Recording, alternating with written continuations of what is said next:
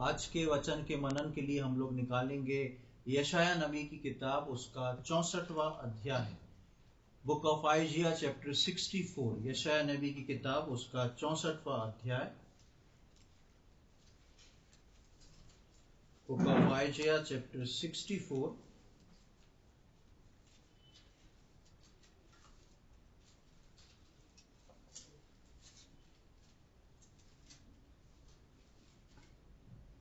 And verse 4। यशाया नबी की किताब, उसका 64वां अध्याय और उसकी 4थी आयत।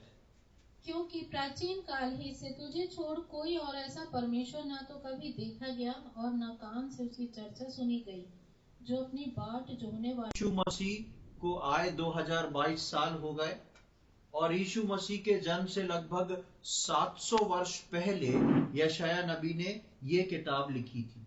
यीशु मसीह के जन्म से 700 वर्ष पहले यशाया नबी ने ये किताब लिखी थी और इस किताब में भी लिखा जा रहा है कि प्राचीन काल से, यानी कि अब्राहम के समय से, आदम और हवा के समय से। और वहां पर इस प्रकार से लिखा गया है कि प्राचीन काल से क्या करता है, जो क्या करता है, अपनी बाट जोने वालों को, अपनी बाट जोने वालों के लिए काम करता है। आप देखेंगे परमेश्वर जो होता है, देवी देवता जो होते हैं, ईश्वर जो होते हैं, उनके लिए काम किसको करना पड़ता है? मनुष्य को करना पड़ता है। संसार में जो है लोग अपने देवताओं को खुश करने के लिए, उनके कार्य करने के लिए, जो धनी मानी लोग हैं वो बड़े बड़े मंदिर को बनवाते हैं। क्यों? क्योंकि उनका देवी देवता जो है वो खुश हो जाएगा कि इनने मेरे लिए इतना बड़ा काम किया। लेकिन प्रभु यीशु मसीह क्या बोलता है? तुम कौन हो? तुम पवित्र आत्मा के मंदिर हो। परमेश्वर ने हमको मंदिर बना दिया। लोग, दुनिया जो है वो काम करती है, हार्डवर्क करती है। कुछ लोग तप करते हैं, आग में चलते हैं, कई प्रकार की चीजें करते हैं। क्यों? कि अपने भगवान को हम खुश कर सकें।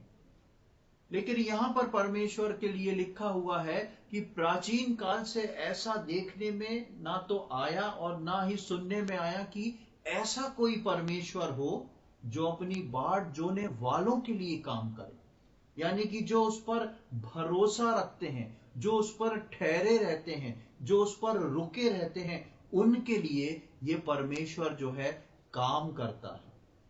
ऐसा काम करने वाला परमेश्वर है। एक और आयत को हम देखेंगे, यशाया के 40वें अध्याय में बहुत ही सुपरिचित एक आयत हमको मिलती है। यशाया नबी की किताब, उसका 40वां अध्याय, book of Isaiah chapter 40 and verse 31। यशाया 40 उसकी 31वीं आयत। परंतु जो यहोवा की बाट जोते हैं वे नया बल प्राप्त करते जाएंगे, वे उकाब के समान उड़ेंगे, वे दौड़ेंगे और श्रमित ना होंगे, चलेंगे और थकित ना होंगे। उससे पहले ये जो हमने अभी 64 में पढ़ा, उससे पहले परमेश्वर की बाट जोने वालों के लिए लिखा है कि जो यहोवा की बाट जोते हैं वे क्या प्राप्त करेंगे? नया बल, new strength in our Lord, new strength in our life. एक नया बल अपने परमेश्वर में, एक नया बल अपने जीवन में। इसका अर्थ क्या है? यानी कि हम जिस जीवन में जीते हैं, हम जिस संसार में रह के अपने जीवन को गुजार रहे हैं, हम जिस संसार में रह के परमेश्वर की बाट जो रहे हैं, वेट कर रहे हैं, उस संसार में मेरा और आपका स्ट्रेंथ जो है वो कम होने वाला स्ट्रेंथ है। चाहे वो फिजिकल हो, चाहे वो मेंटली हो, चाहे वो फाइनेंशियली हो, सब रीति से मेरा और आपका स्ट्रेंथ जो है अप एंड डाउन होता है। हमारा जो ताकत है वो कहीं ना कहीं आके टूटती है। लेकिन परमेश्वर बोलता है कि जो परमेश्वर की बाट जोते हैं वो नया बल प्राप्त करते जाएंगे। एक रेगुलर फेस में है कि कम होएगा मिलेगा, कम होएगा मिलेगा, जैसे जैसे कम होता जाएगा मिलता जाएगा। जो यहोवा की बाट जोते हैं। और हमने अभी 64 में पढ़ा कि ऐसा कोई ईश्वर देखा नहीं गया, ऐसा कोई परमेश्वर देखा नहीं गया जो अपने बाट जोने वालों के लिए काम करता है। आज हम इस बात पे कुछ बातों को देखेंगे कि परमेश्वर की बाट जोना क्या है। What is waiting upon the Lord, परमेश्वर पे ठहरना क्या है। ये एक कौन सा एक हार्ड टास्क है कि जिसको परमेश्वर के लिए इंतजार करना। हम जिस भी परिस्थिति में हो, जैसी भी हालत से गुजर रहे हो, उसमें भी अपने प्रभु पर भरोसा रखते हुए उसकी बाट जोना। प्रभु की बाट जोना, हमने पुराने नियम में पढ़ा कि परमेश्वर की बाट जोने वालों के लिए परमेश्वर कार्य करता है। नया नियम जो है, जो प्रभु यीशु मसीह की कलीसिया है, जो विश्वासी है, उनको प्रभु का वचन क्या बोलता है उसको भी हम एक आयत में देख लेंगे। लूका रचित सुसमाचार उसका 12वां अध्याय, gospel according to Luke chapter 12 verses 35 to 38। लूका रचित सुसमाचार उसका 12वां अध्याय, लूका रचित सुसमाचार उसका 12वां अध्याय 35 से 38 तक पढ़ेंगे। तुम्हारी कमरें बंधी रहें और तुम्हारे दिए जलते रहें, और तुम उन मनुष्यों के समान बनो जो अपने स्वामी की बाट देख रहे हो कि वह विवाह से कब लौटेगा, कि जब वह आकर द्वार खटखटाए तो तुरंत उसके लिए खोल दे। धन्य है वे दास जिन्हें स्वामी आकर जागते पाए। मैं तुमसे सच कहता हूँ कि वह कमर बांध कर उन्हें भोजन करने को बैठाएगा और पास आकर उनकी सेवा करेगा। यदि वह रात के दूसरे पहर या तीसरे पहर में आकर उन्हें जागते पाए तो वे दास धन्य हैं। बस यहाँ पर हम देखते हैं कि एक दृष्टांत है, एक बात है जो प्रभु यीशु मसीह ने कही है। प्रभु यीशु मसीह ने स्वर्ग के राज्य के बारे में, प्रभु यीशु मसीह के आगमन के बारे में, प्रभु से रिलेशनशिप के बारे में प्रभु बोलता है कि तुम्हारी कमरे बंदी रहे, तुम्हारे दिए जलते रहे और तुम उन मनुष्यों के समान बनो। ये इंस्ट्रक्शन है, एक आज्ञा है। और तुम उन मनुष्यों के समान बनो जो अपने स्वामी की बाट देख रहे हैं, जो वेट कर रहे हो अपने स्वामी का कि वो एक दिन आने वाला है। कलीसिया को, प्रभु के लोगों को, उसके चेलों को यीशु मसीह इंस्ट्रक्शन दे रहे हैं कि तुमको किसके समान बनना है? उस सेवक के समान। उस सेवक के समान बनना है जो जिसके दिए जलते रहे, जिसकी कमर बंदी रहे और वो अपने स्वामी के आने की जो है वो बाट जोने वाला। और आगे हम पढ़ते हैं तो वहां पर लिखते हैं कि जैसे ही वो आए और खटखटाए तो ये तुरंत खोल दे। उसके स्वामी के आने पर उसकी नॉकिंग साउंड जो है वो सुनने के योग्य दास, वो है प्रभु की बाट जोने वाला व्यक्ति, जिसके कान उसके शब्दों पे लगे हुए हैं। चाहे वो शब्द कैसा ही क्यों ना हो, उसके कान लगे कि कब मेरा स्वामी आए, खटखटाए। और उसके बाद हम पढ़ते हैं 37वीं आयत में, धन्य है वे दास जिन्हें स्वामी आकर जागते पाए। मैं तुमसे सच सच कहता हूं कि वो कमर बांध कर उन्हें भोजन करने को बैठाएगा और पास आकर उनकी सेवा करेगा। ये स्वामी जो आ रहा है, यदि अपने दास को जागता पाया, बाट जोता देखता पाया, तो ये क्या करने में लग जा रहा है? अपनी बाट जोने वाले के लिए काम करने लग जा रहा है। यशाया में हमने 64:4 में पढ़ा कि ये एक ऐसा परमेश्वर है जैसा प्राचीन काल से कभी ना देखा गया, ना कभी सुना गया, जो अपनी बाट जोने वालों के लिए काम करता है। नए नियम में आके यीशु मसीह बोलते हैं तुम ऐसे बन जाओ, तुम ऐसे सेवक और दास बन जाओ जो अपने स्वामी की बाट जो रहे हो। बेल्ट टाइट हो, लाइट जलती रहे, तुम्हारे दीपक बुझे नहीं, कमर बंदी रहे, तुम तैयार रहो और अपने स्वामी के आगमन की बाट जोड़ते रहो।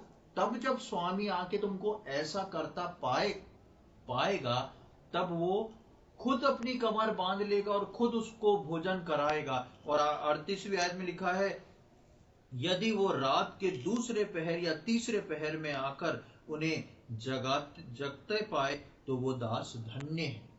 यानी कि इस दास को बाट कब तक जोना है? जब तक उसका मालिक ना आ जाए, ताकि जब भी आए, कितनी भी रात बीत जाए, वो अपने सेवक को जगता हुआ पाए और बाट जोता हुआ पाए। प्रभु अपने लोगों के जीवन में जो है इसी बात को चाहता है। हमारे जीवन में कई प्रकार की परिस्थितियां आती हैं। हम जिस भी परिस्थिति में हो, जैसी भी हालत से गुजर रहे हो, उसमें भी अपने प्रभु पर भरोसा रखते हुए उसके समय का इंतजार करना, उसके समय का इंतजार करना, waiting upon the lord and waiting upon the lord's time. प्रभु के ऊपर इंतजार करना और प्रभु के समय का इंतजार करना। चाहे परिस्थिति कैसी क्यों ना हो, मुझको और आपको जो है प्रभु के समय का इंतजार करना जरूरी है, क्योंकि वो मुझको और आपको ये प्रतिज्ञा दे रखा है कि वो मेरे और आपके लिए, और न केवल मेरे और आपके लिए, जो उसकी बाट जोते हैं, जो उसका इंतजार करते हैं, उनके लिए वो काम करता है। वो चाहता है खुशी से मेरे और आपके लिए काम करे। वो मेरे और आपके लिए कुछ करना चाहता है, लेकिन उनके लिए ही कर पाता है जो उसकी बाट जोते हैं। हम देखते हैं निर्गमन में जब हम आते हैं तो उसके 14वें अध्याय में कुछ बात को देख लें। वहां पर एक ऐसी परिस्थिति जो है इजरायली जब मिस्र से निकले थे तब पड़ती है, और वहां पर उस घटना को देखें।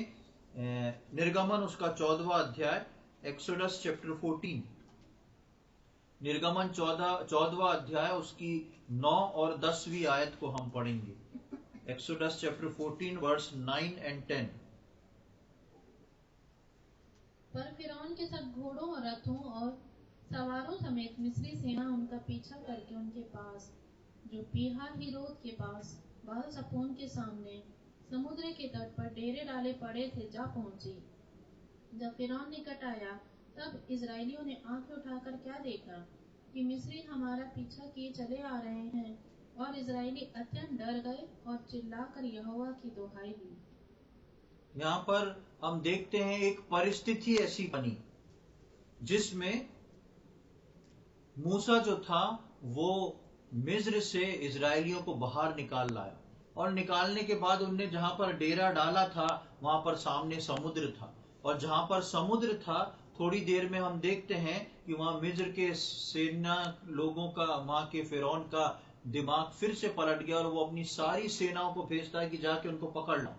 अब ये ऐसी परिस्थिति थी कि ये लोग यहोवा की बाट जोना अभी सीखे नहीं थे इजराइली, और ये उस जगह पर पहुंच गए थे और पीछे से सेना, मिस्रियों को तुम आज देखते, बड़ा आश्चर्य कर्म परमेश्वर ने वहां पर किया, और वहां पे समुद्र जो है 2 भागों में खुल गया, और इजराइल जो परमेश्वर की प्रजा थी वो मिस्रियों से बच के उस समुद्र के बीच में से निकल गई।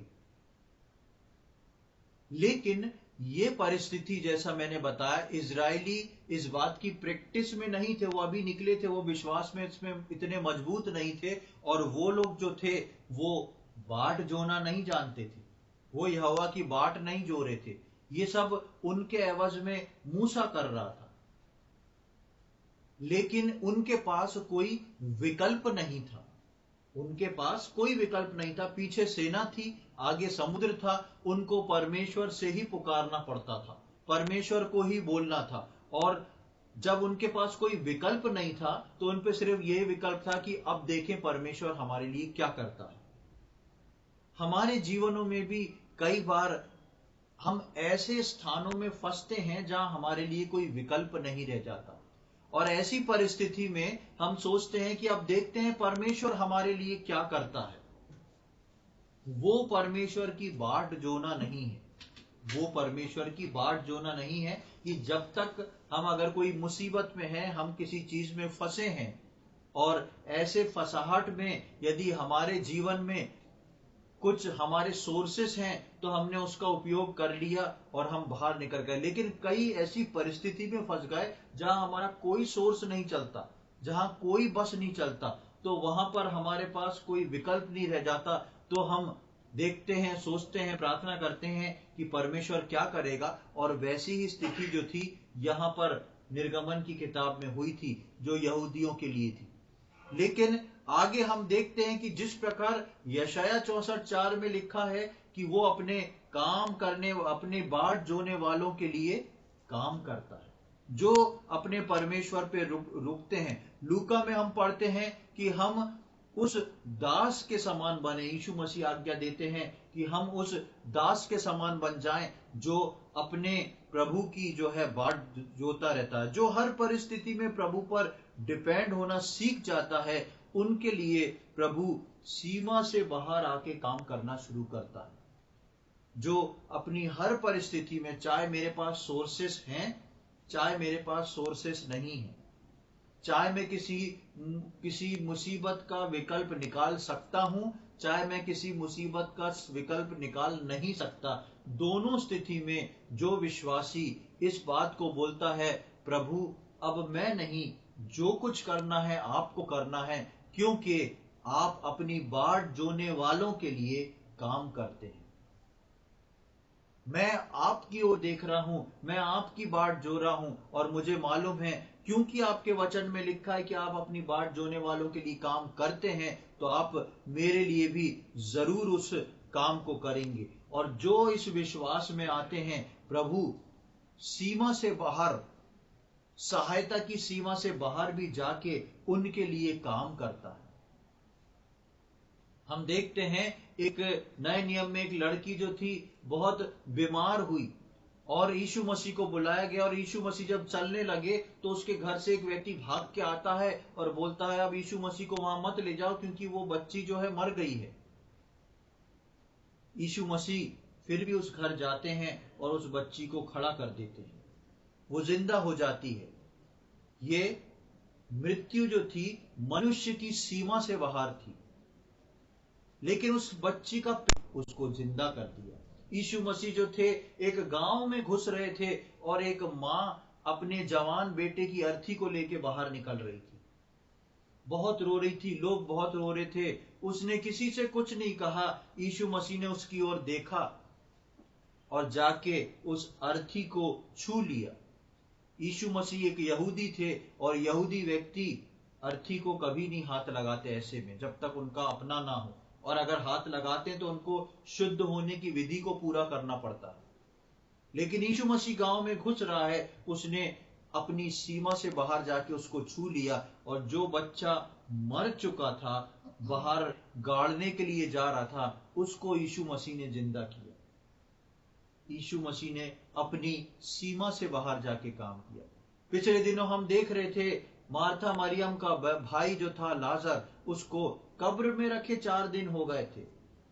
दुनिया के लिए वो इम्पॉसिबल था, लेकिन यीशु मसीह ने जो परिवार उनके ऊपर विश्वास करता था, उनके लिए सीमा से बाहर जाके काम किया। यीशु मसीह ने कहा इस बात से मतलब नहीं है कि उसकी मृत्यु हो गई है, इस बात से मतलब नहीं है कि उसको मरे हुए 4 दिन हो गए हैं, मतलब इस बात से है कि जिस परिवार ने मुझ पर भरोसा किया है, मैं उनके लिए काम करूंगा, क्योंकि पवित्र शास्त्र में ये लिखा है, इन्होंने मेरी बाट जोई। अब चाहे 4 दिन हो गए हो, 10 दिन हो गए हो, 1 साल हो गया हो, यीशु मसीह कब्र पे जाते हैं, लाजर को जिंदा बाहर लेके आते हैं, out of way, out of time, out of limit. इनसे बाहर जाके प्रभु अपने लोगों के लिए काम करता है। इसलिए परमेश्वर का वचन बोलता है यशाया में कि वो ऐसा ना ईश्वर कभी देखा गया ना सुना गया जो अपनी बाट जोने वालों के लिए काम करता है। और यीशु मसीह बोलते हैं तुम ऐसे दास बन जाओ। ये यीशु मसीह जो है वो मुझको और आपको, हर विश्वासी को एक हिंट दे रहा है, एक हिंट दे रहा है। यदि जब एग्जाम चलता है, क्लासरूम में हम फंसे हैं, कुछ समझ में नहीं आ रहा है, अचानक किसी का आंसर पेपर में से कुछ दिख गया, एक शब्द, उसको देखते ही हमको सब याद आ गया, हाँ क्या याद किया था। या मान उसमें यस एंड नो में एक चीज देख ली तो समझ में आ गया, हो गया, एक से काम हो गया। वैसा ही एक टिप जो है वो प्रभु यीशु मसीह उन लोगों को दे रहा है, किन लोगों को? जिनके कान हैं सुनने के, जिनकी आंखें हैं देखने के लिए। उनको बोल रहा है, मेरे बेटे मेरी बेटी, यदि तुम चाहते हो कि मैं तुम्हारे जीवन में आके काम करूं तो शुरू कर दो, मेरे ऊपर ठहरना शुरू कर दो, and I will definitely work for you. मैं जरूर तुम्हारे लिए काम को करूंगा, उस काम को मैं पूरा करके ही दूंगा। हम देखते हैं कि प्रभु जो है उस सीमा से पर कार्य पूरा जरूर होता है। कई बार परमेश्वर वक्त लगाता है और हमको लगता है क्यों ये पूरा नहीं हो रहा, हम इतनी प्रार्थना, क्या प्रभु इसका जवाब नहीं देगा? क्या प्रभु का आगमन एक तरफ से हम सुनते हैं इतना निकट होता जा रहा है, क्या इन सारी बातों का जवाब नहीं मिलेगा, हमको स्वर्ग जाके ही मिलेगा? क्या हम इसी परिस्थिति में उठाए जाएंगे? प्रियो, ऐसा बिल्कुल भी नहीं है। आपकी प्रार्थनाओं के उत्तर जो है मुझको और आपको प्रभु जरूर देगा। और वो जो उस पे डिपेंड होते हैं, जो उस पर रुके रहते हैं, उनके लिए वो बाहर निकल के, लिमिट से बाहर निकल के वो कार्य जरूर करता है।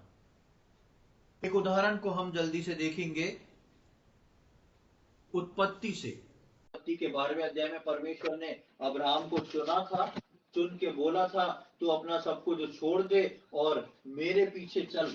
और वो परमेश्वर के पीछे चलना शुरू हो गया था। और जब वो परमेश्वर के पीछे चलना शुरू हो गया, परमेश्वर ने उसको एक वायदा किया था, और उस वायदे के अनुसार परमेश्वर ने उसको बोला था कि तू जो है वो, मैं तुझको एक संतान दूंगा, और तेरी संतान जो होगी उसको मैं एक प्रॉमिस लैंड दूंगा, जहां पर दूध और मधु की धाराएं बहती हैं।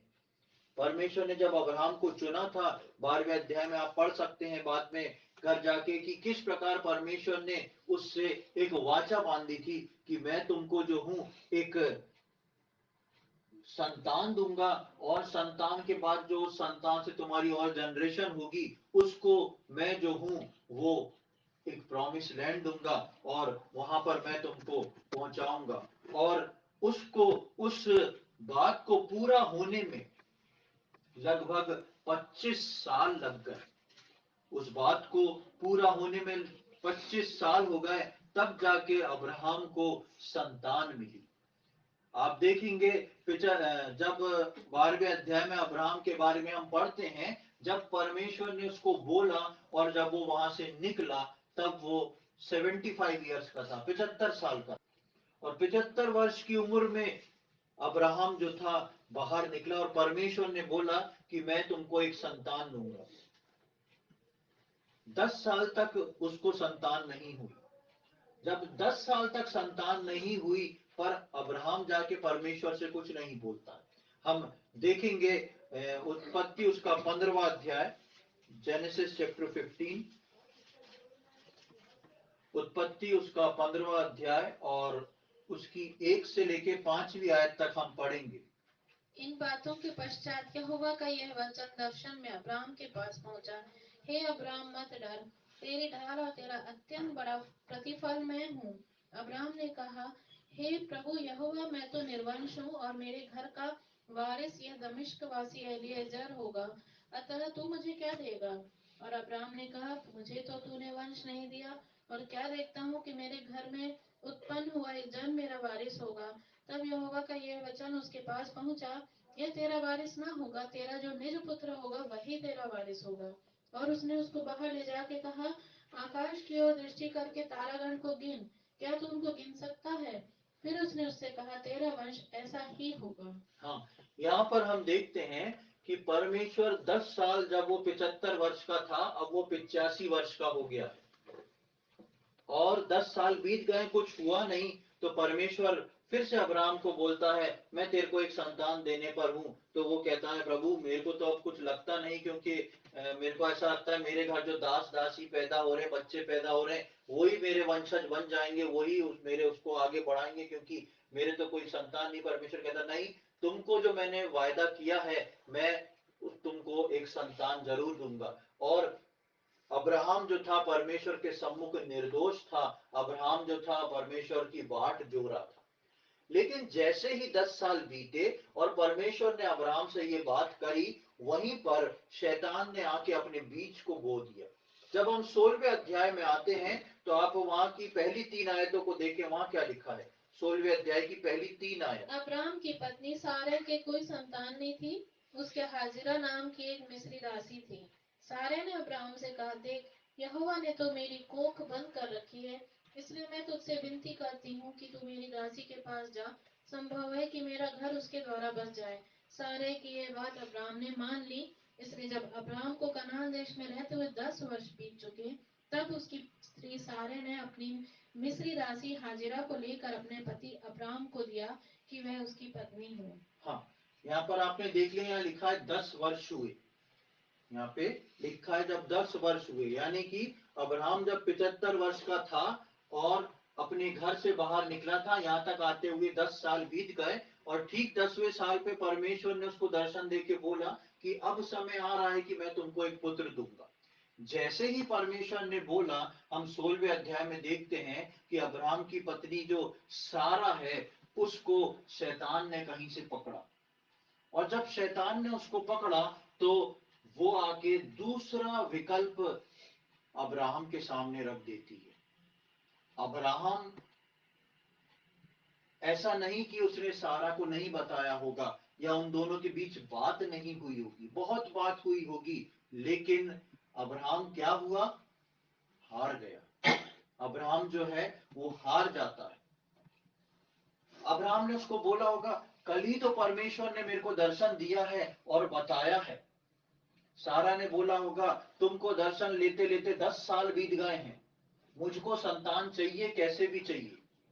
और हम देखते हैं कि वहां पर लिखा है 3री आयत में कि इसलिए अब जब अब्राहम को कनान देश में रहते हुए 10 वर्ष बीत चुके, तब उसकी स्त्री सारे ने अपनी मिस्री दासी हाजिरा को लेकर अपने पति अब्राहम को दे दिया कि वो उसकी पत्नी हो जाए। और जब दे दिया कि तो अब्राहम को ये जो था वो मानना पड़ा। अब्राहम बाट जो रहा था, सारा भी शायद अब्राहम के साथ बाट जो रही थी, लेकिन बीच में कुछ ऐसा हुआ कि उनका बाट जोना टूट गया। जब परमेश्वर कार्य करने जाता है, उस बीच शैतान आके जल्दी से कुछ बीजों को बोके जाता है, ताकि मैं और आप यदि बाट जोने में से भटक जाएं, हट जाएं, तो हम शैतान के चंगुल में फंस जाएं और अपना समय की जो सीमा है, हमारी जो प्रतिज्ञाओं के लिए जो सीमा है, उस चीज को, उस समय को हम और अधिक बढ़ा देते हैं, और अधिक खींच लेते हैं। अब्राहम नहीं चाहता था वो ऐसा करे, लेकिन अब्राहम मजबूर हो गया अपनी पत्नी के कारण। अब्राहम के साथ उसकी पत्नी ही थी, उसी से सारी बातचीत, उसी से सब कुछ, और किस बुलाहट से वो निकला है उस बात को वो ही जानती थी। लेकिन यहां पर सारा ने जो था फुल स्टॉप लगा दिया, उसको कुछ नहीं सुनना, कुछ नहीं सोचना, उसने जो बोला है वो अब्राहम को करना ही है। और अब्राहम मजबूरी में इस बात के लिए राजी होता है और वो उसकी जो हाजिरा, उसकी जो दासी होती है, वो उससे उसकी शादी हो जाती है। आगे हम देखते हैं कि शैतान अपने इस काम को करके चला गया। अब्राहम ने अगर उस समय थोड़ी सी समझदारी की होती, अब्राहम अगर उस थोड़ा सा कुछ किया होता और नहीं ये बात मानता, तो बहुत कुछ सफल होने वाला था। क्योंकि कुछ दिन पहले परमेश्वर उसको दर्शन देके याद दिलाता और बोलता है, मैं तेरे को देने वाला हूं। लेकिन यहाँ पर हाजिरा जो जो सारा है, वो हाजिरा को लाके सब कुछ गड़बड़ कर देती है। और शैतान तो ये बीज बो के चला जाता है। और उसके बाद देखें उसके आगे क्या होता है। उसके 4-5वीं आयत को पढ़ें, 16वें अध्याय की। वह हाजिरा के पास गया और वह गर्भवती हुई। जब उसने जाना कि वह गर्भवती है, तब वह अपनी स्वामिनी को तुच्छ दृष्टि से देखने लगी। तब सारे ने अब्राहम से कहा, जो मुझ पर उपद्रव हुआ वह तेरे ही सिर पर हो, मैंने तो अपनी दासी को तेरी पत्नी कर दिया। पर जब उसने जाना कि वह गर्भवती है, तब वह मुझे तुच्छ समझने लगी। इसलिए यहोवा मेरे और तेरे बीच में न्याय करे। यहाँ पर हम देखते हैं कि सब कुछ उल्टा हो जाता है, सब कुछ पलट जाता है। वो आके सारा जो है अब कंप्लेन करती है, क्या बोलती है, जो कुछ भी हुआ किसके सिर पे हो, हाँ तुम जानो, तुम्हारा काम है, तुम्हारे सिर पे हो। पहली बात तो वो अपने हाथ धो लेती है, मेरा इस केस से कोई लेना देना नहीं। दूसरी बात वो कहती है 5वीं आयत के आखिरी लाइन में लिखा है, इसलिए यहोवा मेरे और तेरे बीच में न्याय करे। कितनी सिंसियर सारा हो जाती है। अब किसको बोल रही है, कौन न्याय करे, परमेश्वर न्याय करे। उस दिन परमेश्वर को उसने ये शब्द क्यों नहीं बोले, मुझको अभी तक संतान नहीं हुई है 10 साल में, परमेश्वर मेरा न्याय चुकाए, वो मुझको संतान दे। उस दिन डिसीजन सारा का था, उस दिन उसके मुंह से बोलने वाले कोई भी सेंटेंस में यहोवा परमेश्वर कहीं नहीं था। जब काम अब बिगड़ गया तो वो कहती है जो कुछ भी बिगड़ा काम है सब किसके सिर जाए, अब्राहम के सर जाए, और अब यहोवा मेरा न्याय करे। कितने चतुराई से सारा सब कुछ करवा के अलग हो जाती है। और भुगत कौन रहा है, अब्राहम भुगत रहा है, क्योंकि वो उसकी पत्नी है इसलिए। और उस कारण से वो चूक गया इस बात से कि अब तक वो सिर्फ परमेश्वर की बाट जो रहा था, नहीं परमेश्वर मुझे संतान देगा। और इस बात में हम देखते हैं कि इस कारण से एक बड़ी गैपिंग परमेश्वर और अब्राहम के बीच के वार्तालाप में आ गई। जब यहां पर ये केस हुआ है, 75 साल में अब्राहम घर से निकला, 10 साल बाद ये केस हुआ। कितने साल हो गए अब्राहम के, 100, 85 साल हो गए, 85 ईयर्स कंप्लीट। 85 ईयर्स में ये घटना घटी। और आप 17वें अध्याय की पहली आयत में देखें, वहां क्या लिखा है, जब अब्राहम 99 वर्ष का हो गया तब यहोवा ने उसको दर्शन देकर कहा। 85 to 99 कितने साल हो गए, मेरा गणित कमजोर है, सब टीचर हैं, बैंक वाले हैं, बताएं। 14 साल हो गए। 14 साल तक अब्राहम का कोई वार्तालाप परमेश्वर से हुई, उसका रिकॉर्ड बाइबल में नहीं है। 14 साल बीतने के बाद परमेश्वर अब्राहम से बोलता है, जब अब्राहम 99 वर्ष का हो गया तब यहोवा ने उसको दर्शन देकर कहा, मैं सर्वशक्तिमान ईश्वर हूं, मेरी उपस्थिति में चल और सिद्ध होता जा। दोबारा से परमेश्वर प्रॉमिस से पहले उसको बताता है कि तुमको अब मेरी उपस्थिति में चल के सिद्ध होना जरूरी है। और उसके बाद जब परमेश्वर उसको ये बात बोलता है, तब वो बोलता है कि मैं तेरे साथ एक वाचा को बांधता हूं। और फिर से परमेश्वर उन सारी बातों को दोहराता है। और जब हम 18वें अध्याय में आते हैं, 18वें अध्याय की 10वीं आयत में देखें, परमेश्वर का दूत आके उसी साल अब्राहम से प्रॉमिस करता है। 18वें अध्याय की 10वीं आयत में देखें क्या लिखा है। उसने कहा, मैं वसंत ऋतु में निश्चय तेरे पास फिर आऊंगा और तेरी पत्नी सारा के एक पुत्र उत्पन्न होगा। सारा तंबू के द्वार पर जो अब्राहम के पीछे था सुन रही थी। वहां पर 14 साल बीतने के बाद परमेश्वर फिर से अब्राहम को तैयार करता है, उसकी स्ट्रेंथ को रिन्यू करता है और बोलता है कि तुम मेरी बाट जोना शुरू कर दो, मेरे सम्मुख चल और सिद्ध होता जा, सिर्फ अपने लिए मुझको देख। और उसी साल परमेश्वर का दूत आके उससे बात करता है कि अगले साल, यानी कि 99 ईयर्स का था, और वो बोलता है अगले साल जो है तुमको तुम्हारी पत्नी से ही, सारा से ही एक पुत्र होगा। और जब हम 21वें अध्याय में आते हैं तो 21वें अध्याय की पहली और दूसरी आयत को देखें। यहोवा ने जैसा कहा था वैसा ही सारा की सुधि लेके उसके साथ अपने वचन के अनुसार किया। सारा अब्राहम से गर्भवती हुई और उसके बुढ़ापे में उसी नियुक्त समय पर जो परमेश्वर ने उससे ठहराया था एक पुत्र उत्पन्न हुआ। हाँ, हम देखते हैं कि परमेश्वर जब अब्राहम के 99 वर्ष में आके जिस प्रॉमिस को दोबारा रिपीट करता है, वो प्रॉमिस ठीक 1 साल के अंदर पूरा हो जाता है। यही प्रॉमिस परमेश्वर ने 14 साल पहले अब्राहम से आके बोला था, लेकिन उस बीच में शैतान आ गया और 14 वर्ष बीत गए। जब इसहाक का जन्म हुआ तब इश्माइल जो था वो 14 साल का हो चुका था। जब इसहाक का जन्म हुआ तब इश्माइल जो था वो 14 वर्ष का हो चुका था। और 14 वर्ष के बाद जो था, परमेश्वर की जब सिद्धता में अब्राहम चला, परमेश्वर की बाट जोने में अब्राहम चला, तो परमेश्वर ने 1 साल के अंदर उस बात को पूरा कर दिया। 10 साल तक परमेश्वर उसको चलाता रहा, 75 वर्ष से निकाल के 10 साल तक चलाने के बाद जब परमेश्वर देने जा रहा था, तब शैतान ने एक चीज को आ गया और उसमें पति पत्नी दोनों को फंसा के गिरा दिया। और लेट कौन हो गया? अब्राहम हो गया। ये 11वें वर्ष में हो सकता था अब्राहम को इसहाक मिल जाता, लेकिन 14 वर्ष और बीत गए और अब्राहम की लगभग जब वो 25 साल का था, जब अब्राहम 100 ईयर्स का हुआ, तब जाके उसको इसहाक मिला। और हम 5वीं आयत में पढ़ते हैं, जब अब्राहम का पुत्र इसहाक उत्पन्न हुआ तब अब्राहम 100 वर्ष का था।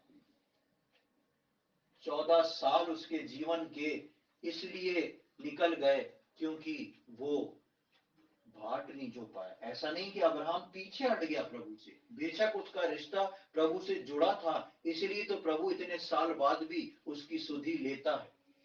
लेकिन अब्राहम जो था अपने परमेश्वर की बाट जोता रहा, पर बीच में शैतान काम कर गया, जिसके वजह से ये सारी बातें हो गई और उसके वजह से जो था अब्राहम को पीछे हटना पड़ा। और 15 साल उसके जीवन में, अगर 100वें वर्ष को भी मिला दें तो 15 साल उसके जीवन में बढ़ गए। इसलिए लूका रचित सुसमाचार में लिखा है कि हम वो बाट जोने वाले बन जाएं, क्योंकि अपने बाट जोने वालों के लिए ही वो काम कर सकता है। परमेश्वर अब्राहम को देना जा रहा था, कुछ करना चाह रहा था, उसके जीवन में काम करना था परमेश्वर को। परमेश्वर उनके दोनों की शारीरिक अवस्था को देखते हुए रुका था कि जिस दिन ये शारीरिक अवस्था एक बच्चा उत्पन्न करने के लिए कहीं से भी कामयाब नहीं हो सकती, उस वक्त मैं सीमा के पार जाके इनके लिए एक संतान उत्पन्न करूंगा और ये पूरी दुनिया में मेरे लिए एक मिसाल बन के खड़े होंगे। परमेश्वर सीमा से पार हट के अपनी बाट जोने वाले अब्राहम के लिए काम करना चाहता था, पर ऐसा हो नहीं सका। इसलिए यीशु मसीह कलीसिया को, विश्वासियों को बोलते हैं कि तुम अपनी कमर बांध लो, तुम्हारे दीपक जलते रहे और तुम अपने परमेश्वर की बाट जोने वाले हो जाओ। अपने स्वामी की बाट जोने वाले हम होना प्रभु चाहता है। प्रियो, मैं और आप अपने जीवन में इन बातों को सोच के देखें। यशाया में हमने पढ़ा कि ऐसा ना कभी कोई ईश्वर देखा गया, ना सुना गया कि वो ऐसा हो जो अपने बाट जोने वालों के लिए काम करता हो। क्या आप कई बातों के लिए इंतजार में हैं? प्रभु का वचन सुनने के बाद इस बात को सोच के देखें, क्या आप कई समय से कई बातों के इंतजार में हैं? क्या आपने कई बातों को प्रभु को बोल रखा है? क्या आपने कई बातों के लिए प्रभु से प्रार्थना कर रखी है, या निरंतर आप प्रार्थना कर रहे हैं? आप अपना हियाव ना खोएं, वो आपको उत्तर जरूर देगा। सिर्फ आप उसकी बाट जोते रहें। इस बात से मतलब नहीं कि आपकी प्रार्थना कितनी बड़ी है, इस बात से मतलब नहीं कि आपने कौन सी बात परमेश्वर को बोली है। मतलब इस बात से है कि यदि आप उसकी बाट जोते हैं, He will definitely answer you. वो जरूर आपकी प्रार्थनाओं का उत्तर देगा, चाहे वो आपकी प्रार्थना कितनी कठिन क्यों ना हो, चाहे आपकी समस्या कितनी कठिन क्यों ना हो, चाहे आप सोचते हो कि इस चीज में से मैं कभी छूट नहीं पाऊंगा, लेकिन वो परमेश्वर है जिसकी आप यदि बाट जो रहे हैं तो वो आपको जरूर छुड़ा के बाहर निकालेगा। वो अपनी बाट जोने वालों के लिए काम करता है, उसने पहले भी किया है और वो आपके लिए भी जरूर करेगा। क्यों? क्योंकि उसका वचन जो है वो जिंदा वचन है, उसका वचन जो है सामर्थी वचन है। और परमेश्वर का वचन बोलता है कि परमेश्वर मनुष्य नहीं जो झूठ बोले। उसने मुझसे और आपसे ये वाचा बांधी है। उसने मुझसे और आपसे ये प्रॉमिस किया है और उस प्रॉमिस को वो जरूर पूरा करेगा। उसके साथ ही साथ वो अपनी बाट जोने वालों के लिए काम करता आया है, आपके लिए भी जरूर करेगा। वो उकाब के समान आपको उठा के ऊंचाइयों पर उड़ाएगा, नया बल देगा। आप और मैं आज निराश ना हों, शैतान को अपने जीवन में अवसर ना दें। यदि कोई निराशा बहुत सारी प्रार्थना करने के बाद भी आपके मन में लगी हुई है कि क्यों अब तक ऐसा नहीं हुआ, 10 साल 20 साल 40 साल 50 साल बीत गए, मैं इस चीज के लिए संघर्ष कर रहा हूं, मैं इस चीज के लिए प्रार्थना कर रहा हूं, पर नहीं हुआ, तो आप परेशान ना होए, दुखी ना होए। पहली बात मैंने बताई, परमेश्वर मनुष्य नहीं जो झूठ बोले, और परमेश्वर का वचन जो है वो दोधारी तलवार है। परमेश्वर के वचन में यशाया में हम पढ़ते हैं कि मैं जिस वचन को बोलता हूं, जिस प्रकार बारिश ऊपर से जब नीचे गिरती है वो बिना भूमि को सींचे वापस लौट के नहीं आ सकती, उसी प्रकार मेरा वचन है जिसको मैं बोलता हूं वो बिना काम करे वो नीचे जाके ऊपर नहीं आ सकता। और परमेश्वर ने उस वचन को मुझको और आपको दिया है, मेरे बेटी मेरे बेटे, तुम मेरी बाट जो, and I will work for you, मैं तुम्हारे लिए काम करूंगा। प्रियो, हम अब प्रभु की बाट जो है, प्रभु के लिए काम जो है, जो प्रभु ने हमको जिन भी परिस्थितियों में रखा है, जहां से भी निकाल रहा है, हो सकता है हमारे परिवार में, हो सकता है हमारे ऑफिस में, हो सकता है दूसरी और जगहों पे हमारे लिए स्थिति गंभीर बनी हुई है। हर दिन काटना हमारे लिए मुश्किल है, हमको लग रहा है कि हम अपनी सीमा तक आ चुके हैं। यदि आप प्रभु की बाट जो रहे हैं तो प्रभु सीमा से बाहर खड़े होके आपकी सहायता करेगा। आपको सिर्फ उसकी बाट जोना है। Weight upon the Lord, waiting upon the Lord, सिर्फ परमेश्वर पर आपको रुकना है, ठहरना है। Weight upon him and he will definitely do for you. उस पे इंतजार करें, उस पे अपने टिकाव को रखें और वो जरूर पूरा करेगा, चाहे वो आपकी कई सालों की प्रार्थनाएं क्यों ना हो, चाहे वो आपकी कई सालों की समस्या क्यों ना हो, चाहे वो आपकी कई परेशानी क्यों ना हो, जिसको आप एक दृष्टि से देखेंगे तो कुछ नहीं हो सकता। मरियम और मार्था को मालूम था कि अब यीशु मसीह आ जाए तो कुछ नहीं हो सकता, इसलिए यीशु मसीह आता है तो मरियम मार्था बोलते हैं, प्रभु आप होते तो मेरा भाई नहीं मरता। लेकिन यीशु मसीह उनको कब्र पे लेके जाता है, यीशु मसीह उनको कब्र पे लेके जाता है, बोलता है चलो मेरे साथ उस कब्रिस्तान पे जहां पर कोई मृतक जहां से उठ के बाहर नहीं आया। तुमने मुझ पर विश्वास किया था, मैं उस सीमा से बाहर जाऊंगा। कब्रिस्तान उस वक्त सीमा से बाहर होते थे, गांव की सीमा से बाहर प्रभु यीशु मसीह लेके गया और सीमा से बाहर मरे हुए 4 दिन के व्यक्ति को जिंदा करके गांव की सीमा के अंदर वापस ले आया। और प्रभु ने इस बात को प्रूव किया, जो अपने प्रभु की बाट जोते हैं उनके लिए परमेश्वर काम करता है। ये ना कभी सुना गया, ना देखा गया, और ना कभी देखा जाएगा, ना सुना जाएगा। केवल विश्वास करने वालों के लिए ऐसा परमेश्वर कार्यरत है। मेरा और आपका विश्वास जो है, अपने परमेश्वर को हम अपने जीवन में एक्टिवेट कर सकते हैं, उसको उसको उसके कार्य को शुरू करवा सकते हैं। प्रियो, आगे आने वाले समय में हम इस बात पे गौर करें, इस बात पे रखें कि हम परमेश्वर की बाट जोते रहें। परमेश्वर अपना काम हमारे जीवन में जरूर पूरा करेगा, चाहे हमारी प्रार्थना, चाहे हमारी सारी चीजें असंभव क्यों ना हो, उन सारी असंभव बातों को संभव करने वाला परमेश्वर, मेरा और आपका परमेश्वर हमारे साथ है। वो कभी सोता नहीं, वो कभी ऊँघता नहीं, उसके वचन जो है एक बार कहने पर बिना काम करे वापस नहीं जाते। वो मनुष्य नहीं है जो झूठ ना बोले, ऐसा परमेश्वर है मेरा और आपका परमेश्वर। क्या आज मैं और आप ऐसे परमेश्वर की बाट जोने को तैयार हैं जो मेरे और आपके लिए काम करने को तैयार है? प्रभु हम में से प्रत्येक की सहायता करे कि आगे आने वाले दिनों में हम अपने प्रभु की ऐसी बाट जोते रहें जो मेरे और आपके लिए काम करता है। प्रभु के नाम की महिमा हो।